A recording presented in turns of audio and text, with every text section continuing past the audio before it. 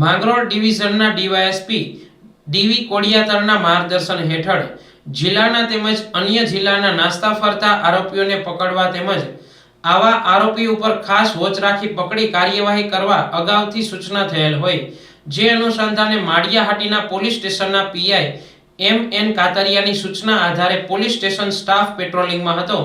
તે દરમિયાન police constable Haresh Muchhal અને મિલન ઝાલાને સંયુક્ત ખાનગી રાહે બાતમીની હકીકત મળેલ કે વડોદરા શહેર હરણી પોલીસ સ્ટેશનના જુદી જુદી કલમ મુજબના પ્રોહિબિશનના ગુનામાં આરોપી તરીકે રુદ્રેશ ચંદુવાડાનું નામ ખુલેલ હોય, જે જિલ્લા બહારના નાસ્તા ફરતા આરોપીની યાદી અત્રેના પોલીસ સ્ટેશનમાં આપેલ હોય અને ઉપરોક્ત ગુનાના કામે નાસ્તો ફરતો આરોપી હાલ જલંધર ગામે હાજર હોય તેવી બાતમીની હકીકતના આધારે જુદી જુદી જગ્યાએ તપાસ કરતા આરોપી રુદ્રેશ ચંદુવાડા ફળિયું ડુંગર વાપી જિલ્લો વલસાડ વાળો આરોપી મળી આવતા કાયદેસરની કાર્યવાહી કરી વધુ તપાસ હાથ ધરી છે.